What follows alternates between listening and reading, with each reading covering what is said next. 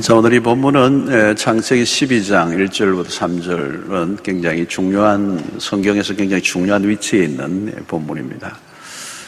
12장 바로 앞에 11장은 바벨탑 사건, 하나님의 심판의 스토리죠. 창세기를 전체적으로 보면 1장과 2장, 청지 창조의 이야기를 빼고 나면 3장부터는 인간의 범죄, 인간의 실패에 대한 얘기들이 11장까지 계속됩니다. 그래서 11장의 바벨탑 사건은 정점으로 해서 인간이 하나님에 대한 반역을 구체화시킨 바벨탑 사건입니다. 그리고 그들에 대한 이제 혼란, 언어가 혼란하게 하고 무질서해지고 바벨탑 사건이 무너지는 일들이 있습니다. 인류의 죄로 인한 실패를 이제 보게 되죠. 그리고 이제 오늘 12장으로 넘어오는 것입니다. 그래서 여기에서 하나님의 구원의 이야기가 시작이 됩니다. 그래서 창세기에서부터 성경 전체는 얘기하려고 하는 것은 인간의 실패와 하나님의 구원, 이것이 계속 이어져 가고 있습니다. 이 인간의 끝없는 범죄, 끝없는 실패에도 불구하고 하나님의 구원은 계속되고 있다는 것을 보여줍니다.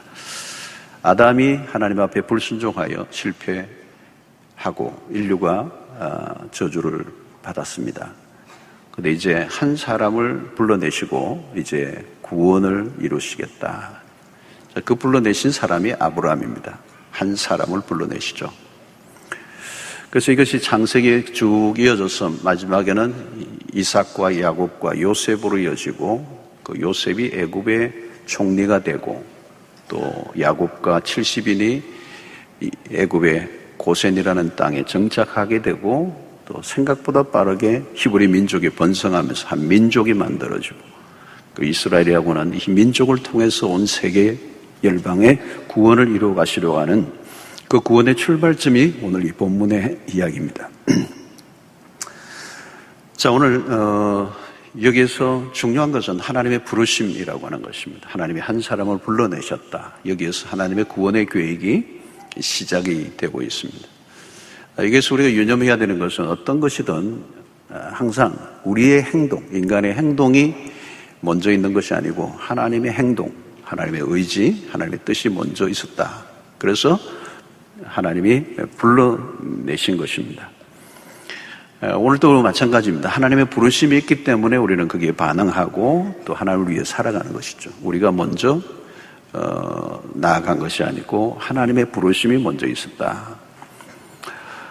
그래서 우리의 모든 행동 이전에 하나님의 행동, 하나님의 생각, 하나님의 계획이 매우 중요합니다. 그리고 하나님의 부르심이 중요한 거죠.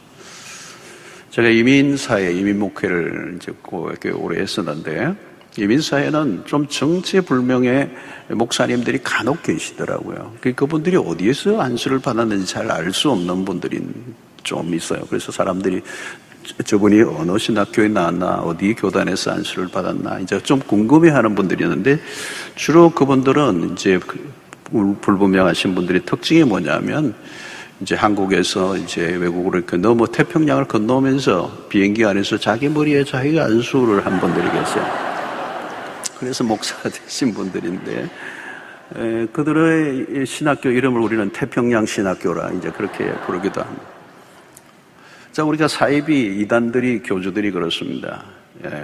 이번에도 정명석 교주가 또 이렇게 감옥에 또 들어가는데, 이들이 사이비 이단들의 교주들의 특징이 이게 직통 계시를 받아간 거죠. 계룡산이나 이런 데 산에서 어느 날 직통 계시를 받아가지고, 너는 이렇게 이제 가라 뭐 이렇게 명령을 받은 거죠.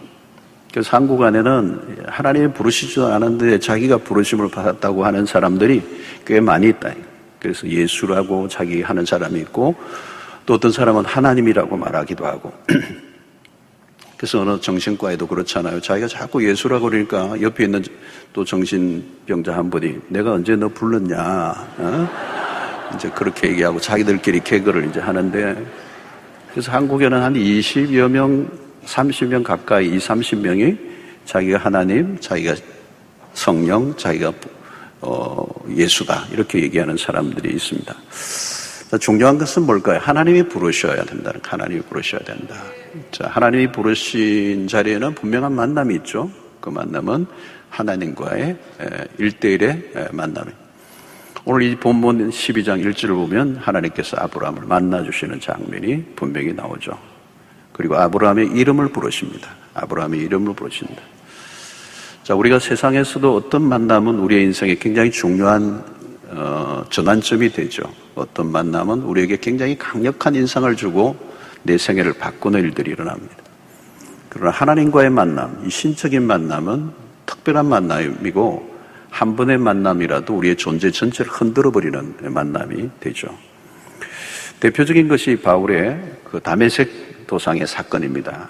한 사람의 인생을 완전히 이제 뒤집어 놓는 그 하나님을, 예수 그리스도를 만나는 사건이 그렇게 강력한 것이죠.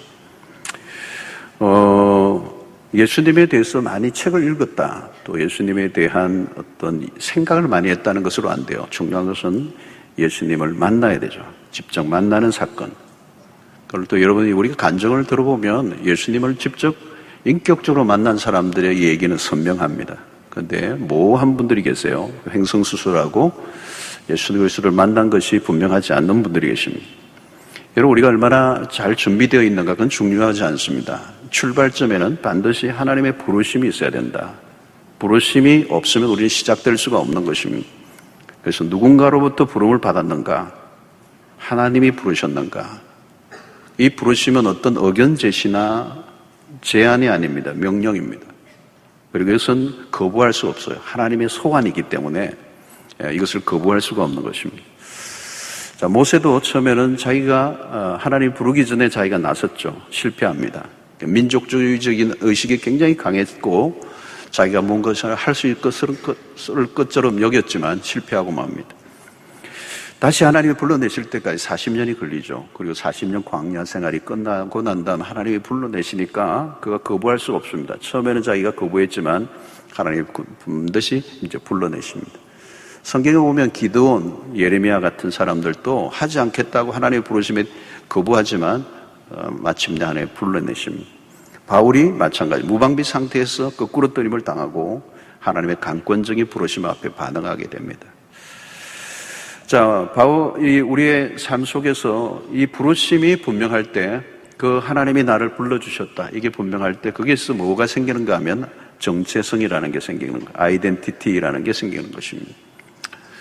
자, 우리가 이 정체성, 내가 누구인가, 이제 이 부분은 매우 중요한 것입니다. 하나님이 나를 불러주셨다. 그 말은 내가 하나님께 속해 있다. 또 내 존재 자체를 이제 하나님의 목적을 위해서 불러주셨다는 것이 내 정체성이 될 때, 내 삶의 위기가 와도 내 삶의 방향이 이 정체성으로 인하여 정해져 있기 때문에 흔들리지 않는 것입니다. 나는 누구인가, 나는 누구에게 속해 있는가, 이 부분은 죽을 때까지 따라다니는 문제고, 이 부분에 대해서 정리가 안 돼 있으면 인생 전체가 흔들리는 것입니다. 삶의 많은 부분이 우리에게 흔들려도 이 정체성, 하나님으로부터 부름을 받고 내가 하나님께 속해 있는 자다, 내가 누구인가라고 하는 사실을 분명히 알면 결국은 이기는 것입니다. 방향이 잡혀져 있기 때문에 내가 어디로 가는지, 내가 왜 사는지 이것을 알고 있으면 어려움이 있어도 결국은 이겨내는 것입니다.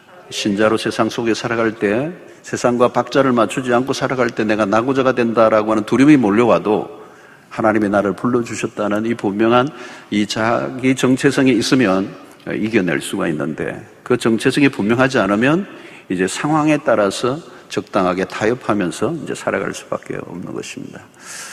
자, 오늘 이 부르심은 우리가 하나님을 처음 만날 때 일어나는 사건이에요. 누구에게나 일어날 수 있는 사건인데, 이 부르심을 받는 순간은 사실은 위험을 동반한다는 겁니다.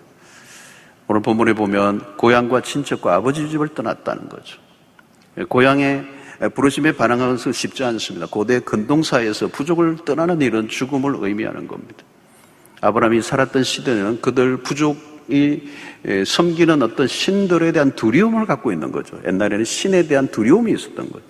신들의 분노를 달래려고 다양한 제사를 드리는 그런 문화 속에서 다른 문화권으로 옮기는 일은 공포스러운 일입니다. 신들의 세계는 어둠의 세력들로 사람들을 억압하고 군림하고 있는 신들의 개념이 그 고대 근동사의 일반적인 종교의 모습이에요. 그러니까 고향과 친척과 아버지 집을 떠난다는 것은 그동안 보호막으로 되어주던 신으로부터 떠나는 위험한 행위가 되는 것입니다. 여러분, 이것은 오늘날 내가 다 들어놓았던 그에게 보험을 다 해약하고 안정된 직장을 떠나 가족들과도 생이별을 할 수 있는 선택을 한다면 여러분, 그건 심각한 것이겠죠? 끔찍한 일이죠. 우리는 좀 더 나은 환경을 찾아서 다른 도시로 이사하거나 이민 가는 것은 가능하죠. 그러나 떠남인데 이 떠남이 어디로 갈지 알지 못하는 상황으로 내몰린다는 것은 받아들이기 어려운 일인 것입니다. 바로 이것이 믿음의 출발지에서 일어나는 일입니다. 이전에 저희 집안이 불교에서 기독교로 전환할 때 주변의 사람들이 하는 얘기가 어린 시절인데도 기억이 나요. 저 집이 이제 진짜 망했다는 거예요. 그동안 모시고 있던 신의 노여움을 살 것이라는 뜻입니다. 신앙이 전혀 없던 시절에 그런 얘기를 듣는다는 것은 굉장히 공포스러운 것이죠. 불쾌를 넘어 두려움을 주는 것입니다. 지금 여러분, 이 아브라함의 얘기는 고대 근동사의 지금으로부터 4천여 년 전의 고대 사이의 얘기입니다. 지금보다 훨씬 더 어떤 우리의 존재를 넘어선 어떤 세계, 그 신적인 존재에 대한 두려움을 갖고 있는 그때 이 고향과 친척과 아버지 집을 떠난다는 굉장히 두려운 것이고 그 신에 대한 노여움을 살 수도 있는 그런 환경이었습니다.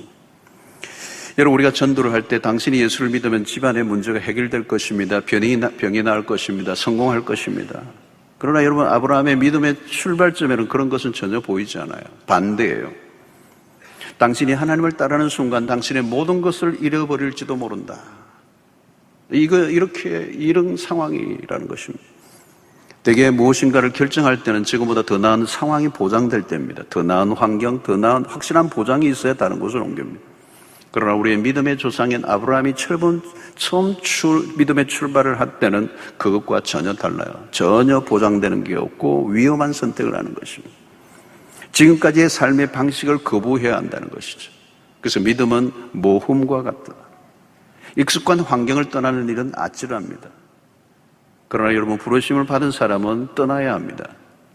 부르심을 받은 이후 떠나지 않으면 내가 있는 곳은 도리어 위험한 곳이 되는 것입니다. 부르심을 받은 사람들은 부르심의 자리로 가야 합니다. 하나님의 약속은 현재가 아니라 미래이기 때문에 믿음에 선택한 사람들은 한 곳에 머물러 있지 않고 계속 떠나는 나그네의 삶을 선택하는 것과 같습니다. 자, 히브리서 11장 9절을 보면 믿음으로 그가, 이 아브라함의 얘기예요. 히브리서 믿음의 이 영웅들에 대한 얘기에서 아브라함에 대한 표현이 히브리서 기자는 이렇게 얘기하는 거죠. 믿음으로 그가 이방의 땅에 있는 것 같이 약속의 땅에 거류한다는 것. 그리고 동일한 약속을 유업으로 함께 받은 이삭과 야곱과 더불어 장막에 거하였다. 아브라함은 장막에 거했다. 이 말은 텐트를 쳤다는 얘기예요. 견고한 집을 세운 게 아니라 텐트를 쳤다. 계속 이주하는 삶을 말하는 거예요. 정착을 위해 말뚝을 세게 박지 않아요. 언제든지 떠날 준비를 하고 있었다는 거예요. 히브리서 11장 13절은 이 사람들은 다 믿음을 따라 죽었으며 약속을 받지 못하였으되 그것들을 멀리서 보고 환영하여 또 땅에서는 외국인과 나그네임을 증언하였으니. 그랬어. 여기 그들의 아이덴티티, 부름을 받은 하나님의 사람들의 정체성은 외국인과 나그네였다는 거예요. 여러분, 이것은 내가 사는 곳을 정착지로 보지 않았다는 얘기입니다. 나그네의식, 곧 순례자의 영성을 의미합니다. 하나님의 부르심을 받은 사람들의 정체성입니다. 믿음의 사람들은 on the road, 길 위에 서 있다. 우리는 이 땅의 정착이 목적이 아니라는 겁니다. 여러분, 정착을 하면 그곳에는 기득권이 형성됩니다. 나그네에게는 기득권이라는 게 없죠. 계속 옮기니까. 떠나면 기득권을 포기하는 것입니다. 그런데 기득권을 포기하는 것은 매우 어려운 일입니다. 세상은 기득권을 지키기 위한 게임으로 치열하죠. 기득권을 쟁취하기 위하여 우리는 띠를 띠고 싸움을 하죠. 어디를 가나 자리 다툼이고 누가 먼저 자리를 잡느냐의 싸움을 하고 있죠. 부산역 서울역에 가면 노숙자들도 기득권이 있다고 그럽니다. 먼저 자리를 깔고 신문지를 깔은 사람이 임자예요. 밀어낼 수가 없어. 서열이 분명해. 여러분, 어느 한 곳에 머물러 살면 치열한 싸움이 벌어집니다. 사람들이 날카로워져요. 그러나 나그네는 권리를 포기하는 사람들, 익숙함을 포기하는 사람들, 떠나는 순간 안정감이나 보호막이 없어집니다. 우리는 성공을 이야기할 때 안정된 삶을 말합니다. 가능한 안정된 삶을 얻고자 합니다. 그러나 여러분, 하나님의 부르심을 받은 믿음의 길은 그 안정감을 포기하는 것입니다. 부르심을 받는 순간 외로워질 수도 있고, 부르심을 받는 순간 가까운 친구와 이별할 수도 있고, 부르심을 받는 순간 때로는 가족들로부터도 따돌림을 당할 수도 있고, 부르심을 받는 그 순간 그 하나님께 반응할 때 내 익숙한 환경을 포기해야 할 때도 있습니다. 여러분, 부르심에 대한 반응은 위험한 현실과 마주할 수 있습니다. 그래서 믿음의 삶은 늘 모험과도 같은 것이죠.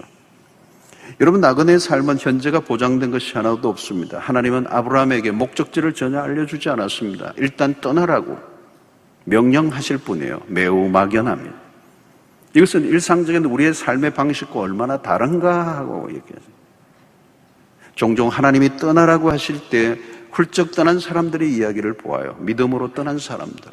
누가 보아도 무모해 보이는 것. 너무도 좋은 직장과 스펙을 갖고 있는데 어느 날 떠나는 거죠. 선교지로, 때로는 어떤 하나님의 부르심의 소명에 반응하고 어디론가 떠나는 사람들. 누가 보아도 무모해 보여요. 그러나 여러분, 하나님이 떠나라고 하시면 떠나는 것. 이게 믿음의 사람들의 모습이라는 거죠. 자, 하나님이 아브라함을 부르셨을 때 나이가 몇 살입니까? 오늘 4절에 보니까 아브라함이 여호와의 말씀을 따라갔고 롯도 그와 함께 갔으며 아브라함이 하란을 떠날 때 75세였더라. 저는 이 본문만 읽을 때만 생각하면 롯도가 생각합니다. 롯도가 왜 성경에 있나 했더니 오늘 4절에 롯도 그와 함께 갔으며. 자, 여러분, 여기 중요한 것은 아브라함이 여호와의 말씀을 따라갔다는 것입니다. 그러나 롯은 그와 함께 갔으며 롯은 하나님의 말씀을 따라간 게 아니에요. 그런 삼촌 아브라함을 따라간 사람이에요. 사람을 따라간 거예요. 결국 그는 소돔과 고모라로 향하게 되고 아브라함과 결별하게 되고 그는 엉뚱한 곳으로 빠지게 되고 심판을 받고 많은 것들을 잃어버리고 맙니다. 말씀을 따라갔고 아브라함의 생애. 자, 그때 나이가 몇 세였다고 그러는 것입니까? 75세였더라. 여러분, 작은 나이가 아니에요. 75년의 생애는 아주 안정된 삶을 추구할 만한 나이예요. 이전에는 젊은 날에는 방황했다가도 75세면 안정된 삶을 누리고 싶은 나이. 그런데 왜 나이를 기록해 넣었을까? 불안정한 삶을 살다가도 75세가 되면 안정한 삶을 살게 될 텐데 쉽게 누구의 말에 뇌하부동할 나이가 아닌 75세. 그러나 그는 하나님의 부르심 앞에 기꺼이 기도권을 내려놓고 새로운 삶에 발을 내딛습니다. 믿음의 사람에게 나이는 숫자에 불과합니다. 하나님의 부르심을 받는 게 중요하다는 거예요. 그 받는 그때에 그 부르심을 반응할 때 하나님의 역사가 시작이 되는 것입니다. 모세는 80에, 갈렙은 85세에 그들은 여전히 청춘으로 살았던 이유는 믿음은 나이를 잊게 한다는 것입니다. 하나님의 부르심을 받으면 시간의 개념이 달라져요. 세월의 무게에 짓눌리지 않고 믿음으로 살아가는 것. 그래서 시작하기에 늦은 나이는 없다는 것을 우리에게 알려주고 있는 것입니다. 아브라함이 부르심을 받은 때가 75세라는 것은 의미심장합니다. 성경은 75세라는 것보다 부르심에 더 강조점을 두고 있는 것입니다. 나이보다 부르심이 중요하다. 나이와 상관없이 부르심을 받을 그때가 곧 시작점이다. 인생의 출발 지점이라는 것을 우리에게 알려주고 있는 것입니다. 자, 하나님의 부르시는 방식은 다양합니다. 직접 부르시는 수도 있고 때로는 사람들을 통해서 부르시기도 하고 때로는 어떤 사건을 통하여 부르시기도 하고 어떤 때는 신비로운 방식으로 부르시기도 합니다. 그러나 가장 중요한 것은 하나님의 말씀으로 인도하시는 분이십니다. 오늘 1절을 여러분 다시 보면 여호와께서 아브라함에게 이르시되, 이게 이게예요. 말씀하시는 하나님. 하나님은 하나님이 우리를 부르시는 방식은 언제나 말씀이라는 것. 성경에서 늘 발견하는 장면이에요. 선지자들을 부르시는 것도 언제나 말씀을 통하여. 그리고 말씀을 받은 이후에도 계속 말씀으로 인도하시는 하나님. 그래서 말씀으로 부르시고, 오늘날 성경의 말씀이죠. 오늘은 기록된 성경 말씀, 직통 계시는 없습니다. 하나님의 말씀, 신구약 성경으로 충분한 말씀. 그리고 이 말씀을 묵상하다 보면 하나님의 인도를 받을 수가 있어요. 여러분, 주일날 말씀을 듣는 가운데서도 하나님이 우리를 인도하십니다. 참 신기한 것은 모든 사람들이, 많은 사람들이 함께 설교를 듣고 있지만 어떤 사람에게는 이 설교가 자기 개인에게 주시는 말씀으로 받습니다. 마치 나에게 직접 나 하나만을 위하여 말씀을 주는 것처럼 강력하게 그 말씀을 듣는 것이죠. 도무지 피할 수 없을 정도로 강력하게 밀고 오고, 그 말씀이 우리의 영혼에 밀고 들어오면 저항할 수 없는 역사가 일어나는 것입니다. 그 말씀 안에는 생명이 있고, 그 말씀은 위력적이고, 그 말씀 우리의 심장을 정조준하면 피할 길이 없는 것입니다. 하나님은 말씀하시는 분이고, 하나님은 말씀하실 때 그 말씀을 듣는 가운데 믿음이 생겨나게 되는 것입니다. 말씀은 그냥 소리가 아닙니다. 그 안에 생명이 있습니다. 능력이 있습니다. 그 말씀이 우리 안에 들어오면 새로운 일이 시작되는 것입니다. 말씀이 들어오면 믿음이 생겨나고, 믿음이 생겨나면 무슨 일이 일어날지 알 수가 없는 것이죠. 말씀이 중요합니다. 참된 믿음은 말씀에 기초하는 것입니다. 우리가 무엇을 시작하기 전에 언제나 그 결정의 순간에 무엇이 내 결정에 영향을 미쳤는가, 하나님의 말씀이 되어야 될 줄로 믿습니다. 하나님의 말씀을 통하여 우리를 정확하게 인도하십니다. 그 말씀이 우리를 앞서 인도해 주실 때 그 인생은 가장 안전한 삶이 될 줄로 믿습니다. 자, 어떻게 아브라함은 고향과 친척과 아버지 집을 떠날 수 있었는가? 그것은 믿음이에요. 그런데 어떤 믿음이죠? 부르신 분에 대한 믿음이에요. 누가 부르셨는가? 하나님이 부르셨습니다. 누가 아브라함에게 믿음을 주셨는가? 하나님이 주신 것입니다. 여러분, 아브라함이 믿은 거 아니에요, 여러분. 아브라함이 믿은 게 아니고 아브라함에게 믿음을 심어주신 분이 하나님이셔요. 그래서 여러분, 언제나 내가 하나님을 믿었다가 아니고 하나님이 나를 믿게 하셨다. 이 말이 정확한 말입니다. 내가 믿었다라고 할 때 주체는 나예요. 내가 믿은 사람은 내가 안 믿을 수도 있는 거예요. 나는 믿을 수 없는 존재예요. 내가 나를 신뢰할 수 없어요. 내가 나를 믿음을 가졌다고 생각하면 안 돼요. 나를 하나님이 믿게 하셨다. 하나님이 믿게 하셔서 내가 믿은 거예요. 그리고 그 믿음의 주체는 하나님이십니다. 그리고 하나님이 믿음을 주셨으면 그 믿음은 내가 어떻게 할 수가 없어요. 내가 지우고 싶어도 안 줘. 왜? 하나님이 내 안에 심어주신 믿음이기 때문에 그래요. 여러분, 우리가 가진 믿음은 하나님의 피는 시작하셨습니다. 하나님이 먼저 찾아오셨습니다. 그리고 말씀으로 찾아오셨습니다. 우리가 그러므로 하나님을 믿는 것은 전적인 은혜입니다. 믿는 것은 신적인 사건이에요. 믿음이 우리를 움직이는 것입니다. 고향 친척 아버지 집을 떠나는 것은 상식적으로는 이해가 안 됩니다. 그러나 부르신 분이 누구인가를 알면 아브라함의 행동은 이해가 됩니다. 사랑하는 성도로, 믿음의 길을 걷는다면 우리의 삶의 보장은 하나님이 되십니다. 처음부터 하나님은 아브라함에게 목적지가 가나안이라고 알려주지 않아요. 왜요? 너는 언제나 매 순간 나를 신뢰하고 나를 따르라는 것입니다. 나만 따라오면 돼. 그러면 방황하지 않아. 여러분, 오늘 아브라함이 고향과 친척과 아버지 집을 떠났습니다. 그런데 그 친척과 아버지 집을 떠나는 순간 하나님이 고향이 되시고 하나님이 친척이 되시고 하나님의 아버지가 되시는, 떠나는 순간 하나님이 그의 아빠가 되어주시는, 유명한 요아킴 예레미야스라고 하는 신학자는 아바라는 단어는 우리를 복음의 심장으로 데려간다, 이런 유명한 말을 했어요. 이 아바라는 단어는 아빠라는 단어입니다. 하나님과 우리의 관계가, 아빠라 부르시는 관계는 뭘까요? 어린아이와 아버지의 관계예요. 그 관계는 뗄래야 뗄 수 없는 관계고, 그 아빠는 그 아들을 철저하게 보호할 수밖에 없는 관계로 우리를 부르셨다. 예수 그리스도의 십자가를 통하여 우리와 하나님과의 관계가 그렇게 된 것입니다. 이제는 우리가 하나님과 우리의 관계를 뗄래야 뗄 수 없고, 우리가 하나님을 향하여 아빠라고 부르는 그 순간 하나님은 철저히 우리와 함께 하시고 우리를 보호하시는 아바가 되시죠. 여러분, 우리가 부르심을 받고 떠나는 순간 불안하죠. 그러나 하나님의 보호가 따라붙는 것입니다. 어디로부터 결별할 때 세상으로부터 우리가 결별을 할 때, 어떻게 보면 그것을 떠나면 내 순간 내 인생이 망하는 것 같아도 하나님이 다가오시고 세상의 안전망이 사라질 때 하나님이 우리의 안전이 되실 줄로 믿습니다. 아브라함이 나그네로 살아갈 때 친구는 하나님이 됐었죠. 하나님은 아브라함을 향하여 나의 벗, 나의 친구라고 했습니다. 이런 고대 근동 지방의 신은 굉장히 두려움을 주는 억압하는 그런 개념이었는데 그 시대 속에 하나님이 아브라함을 향하여 나의 벗이다, 나의 친구라 그랬어요. 신구약 성경에 3번이나 표현되어 있습니다. 이사야 41장 8절을 보면 그러나 나의 종 너 이스라엘아 내가 택한 야곱아 나의 벗 아브라함의 자손아 그랬어요. 여러분 이건 얼마나 놀라운 거 친구라는 겁니다. 언제나 함께하는 친구. 더 이상 내가 길을 떠나 하나님의 부르심을 받고 길 위에서 나그네로 살아가지만 결코 나 홀로 살아가지 않는 거예요. 그리고 그 길에서 길을 잃어버릴 이유가 없어요. 하나님이 우리의 친구가 되신다는 거예요. 여러분 나그네가 주목할 것은 변화무쌍한 상황이 아니라 하나님이시라는 거죠. 세상에서 보면 나그네는 뿌리 없는 삶과 같습니다. 그죠? 뿌리 없는 삶.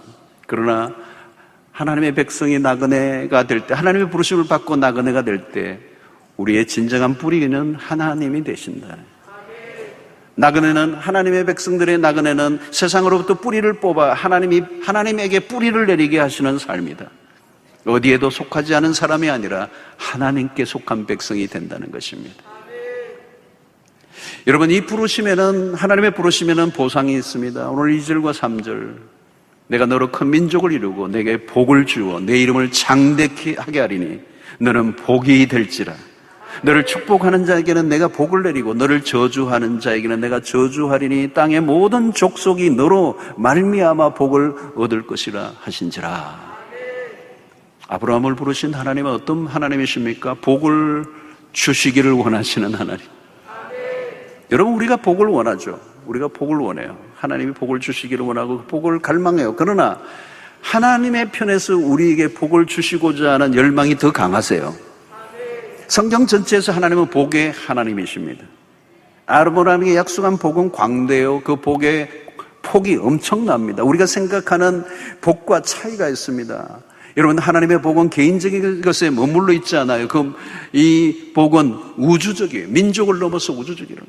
내가 너로 큰 민족을 이루고 땅의 모든 족속이 all peoples, all nations, 모든 족속이 너로 말미암아 복을 얻을 것이다. 여러분 이것이 4000년 전에 주신 말씀이에요. 성경에서 만나는 하나님은 이미 4000년 전에도 글로벌하신 분이에요. 하나님의 스케일은 우리가 생각하는 것보다 훨씬 더 큰 것입니다. 복음은 작지 않아요. 우리의 좁은 가슴으로 담아내기에는 역부족입니다. 하나님이 주시는 복은 넘치고도 넘칩니다. 한 군데 가두어 둘 수도 없어요. 아브라함에게 주신 약속은 무엇입니까? 하나님이 그에게 나는 너를 축복한다. 뿐만 아니라 너의 후손을 축복한다. 너의 후손의 후손도 축복한다. 아니 너의 민족을 넘어서 모든 민족이 복을 받기를 원한다. 여러분 이것은 하나님의 계획입니다. 이것은 우리가 어떻게 할 수가 없어요. 하나님의 플랜이에요. 하나님 우리를 귀중히 여기십니다. 그래서 우리를 통해 세상이 복을 받기를 원하십니다. 다르게 표현하면 내가 없으면 세상 사람들이 복을 받을 수 없다. 하나님 우리에게 약속하신 복의 원리라는 거죠. 하나님이 반드시 우리를 복으로 인도하신다. 우리가 우리 마음대로 그 복을 거부할 수도 없어요. 복의 지배를 받게 되어 있다는 것입니다. 하나님 우리에게 주시는 복은 이웃을 향해 있어요. 그러므로 여러분들이 자녀들을 위해서 기도할 때 우리 아이가 복을 많이 받게 해달라고 기도하기보다는 우리 아이를 통하여 많은 사람들이 복을 받게 해달라고 기도하셔야 돼요. 성경적인 기도입니다. 축복은 사명을 가지고 있어요. 아브라함에게 하신 복은 이웃 사랑이 포함됩니다. 우리에게 주신 복은 이웃을 향해 가야 한다는 거예요. 복을 나만을 위해 소비하도록 디자인된 것이 아닙니다. 반드시 나누어야 돼요. 하나님은 나에게 복을 먼저 주어 다른 사람에게 흘러가게 하시는데 이것이 복의 원리요, 복의 흐름이요, 하나님의 축복의 원리예요. 나만의 복이 아니에요. 나만의 행복에 지나칠 정도로 우리는 치우쳐 있습니다. 내가 복 받는 것, 그게 기복주의죠. 오늘 불안과 우울증이 만연하는 것에는 우리 자신에만 너무 기울어져 있는 문화적 현상이라고 볼 수가 있어요. 그러므로 우리가 늘 염두에 두어야 하는 것은 어떻게 하면 다른 사람들에게 내가 받은 이 복음, 내가 받은 이 복을 나누어 줄까를 고민하고 기도해야 돼요. 우리는 소비주의 세상에 살고 있습니다. 우리는 소비 본능이 있어요. 하나님마저도, 신앙마저도 개인의 목적을 이루는 도구로 사용하려고 하는 유혹이 있어요. 자칫하면 믿음 생활이 개인의 행복과 만족과 안정된 삶에만 몰두하는 쪽으로 흐르기 쉬워요. 그것은 성경이 말하는 축복이 아니에요. 성경이 말하는 축복은 훨씬 더 큰 것입니다. 그러므로 우리는 소비주의적 신앙을 경계해야 합니다. 최근에 종교 신뢰도 조사에서 개신교가 다른 종교에 비해서 낮은 점수를 받았어요. 마음이 아팠어요.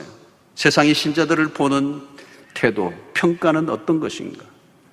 불신자들이 그리스도인들을 바라보면서 세 가지를 지적했습니다. 최근에 통계에 의하면 갤럽 조사에 나온 거예요. 첫째는 배타적이다. 둘째는 물질적이다. 셋째는 이기적이다. 아픈 지적이에요. 우리가 과연 그렇게 살아왔는가? 억울하다고 여길 수가 있어요. 아무튼 세상이 그리스도인들을 보고 내린 평가예요. 이 지적이 뼈아픈 이유는 이 세 가지 모두가 복음과 정반대의 모습이기 때문에 그래요. 우리는 늘 복음을 말해왔는데 정작 우리의 삶은 복음과 정반대의 길을 걸어온 것은 아닌가라고 하는 자성을 하게 하는 거죠. 여러분, 복음은 결코 배타적이지 않아요. 복음은 굉장히 포용력이 넓어요. 하나님은 온 세상을 품으시는 분이세요. 그 안에 모든 걸 녹여내시는 거예요. 이게 복음인 거래요. 우리는 수없는 경계선을 꺾고 수없는 그런 파벌을 만들어내고 수없는 사람들을 배타하는 단체로 교회를 보는 거예요, 세상에. 너무 배타적이다. 코로나19를 지나면서 개신교회는 더 많이 배타적인 모습으로 세상 가운데 비춰졌다고 얘기하는 것이고, 두 번째는 물질적인 것이라는 것입니다. 우리는 하나님의 나라를 꿈꾸는 사람들이야. 그런데 우리는 너무 물질적인, 현세적이다. 세 번째는 철저히 이기적이라는 말은 뭘까요? 여러분, 그리스도의 복음은 이타적입니다. 철저히. 십자가가 어떻게 이기적일 수가 있겠습니까? 성경의 복은 소극적이지 않아요. 외산복이 아니에요. 그 복은 온 땅에 흘러가고도 남을 복이어야 합니다. 나만의 행복이 아니라 이웃의 행복을 위한 복. 우리는 신앙생활을 하면 할수록 시야를 넓혀가야 합니다. 편협한 시야에 갇혀 있어서는 안 돼요. 예수를 믿고 나만의 복에 갇혀 있다면 부르심에 대한 심각한 오해가 되는 것입니다. 복음은 확장성을 가지고 있습니다. 오늘 창세기 12장 2절로 3절의 이 말씀은 사도행전에서 성취됩니다. 1장 8절 예루살렘과 온 유대와 사마리아 땅끝까지 복음이 증거되는 것과 일치합니다. 그리고 마태복음 28장 18절로 20절의 대사명과도 일치합니다. 모든 민족을 제자로 삼으라. 복음은 정체되어 있잖아요. 복음은 가둬둔 물이 아니라 흐르는 물입니다. 여러분, 우리가 전도한다는 것은 단순히 개인적인 일로만 보면 안 돼요. 구원은 특권이면서 사명입니다. 나만의 구원으로 끝나서는 안 된다. 나만 예수를 믿고 구원받는 것도 놀라운 것인데 나를 통하여 수많은 사람들이 구원을 알게 하는 역사를 가진다는 것은 얼마나 황홀한 일입니까? 우리는 축복을 확산해야 합니다. 우리가 받은 복을 나누어 줘야 합니다. 우리가 깨달은 복음의 강의로움을 세상 가운데 증거해야 합니다. 코로나19를 지나면서 인류는 다양한 위기에 직면해 있습니다. 미래가 불투명해졌고 혼란스러워졌어요. 온 세계가. 그리고 사람들은 죽음 앞에 절망하고, 그리고 우리가 이루는 업적에도 불구하고 코로나 팬데믹이 온 세계를 흡쓸고 가면서 사람들은 공허를 느끼고 있습니다. 그리고 우울증이 만연합니다. 코로나 팬데믹 때보다 팬데믹 이후 엔데믹 시대에 우울증은 더 증폭되고 있습니다. 최근에 조사한 바에 의하면 한국은 여전히 OECD 국가 중에 자살률 부동의 1위예요. 2위와 따블이 됩니다. 현격한 차이를 이루는 세계 OECD 국가 중에 이 부동의 1위, 자살률. 특별히 10대, 20대, 30대의 자살률이 현격하게 눈에 띄게 올랐습니다. 10대와 20대의 삶이 얼마나 처절한가를 우리에게 보여주고 있는 것입니다. 여전히 세상은 복음이 필요합니다. 복음만이 답이라는 사실을 우리는 믿습니다. 예수님은 나를 믿으라고 하시지 않고 나를 따르라고 하셨습니다. 우리를 부르신 목적은 뭘까요? 그것은 예수 그리스도가 이 땅에 오신 목적과 동일한 것입니다. 요한복음 10장 10절에 내가 온 것은 양으로 생명을 얻게 하고 더 풍성히 얻게 하려는 것이라. 우리는 복음을 알고 복음을 누리고 그리고 이 복음을 또 다른 사람에게 흘려보내야 할 사명이 있습니다. 무엇을 하든지 우리는 하나님의 부르심을 받은 자로 하나님과 이웃의 목소리에 민감하게 반응하고 살아야 될 줄로 믿습니다. 세상은 길을 잃었습니다. 우리는 그 길을 오래전에 찾은 사람.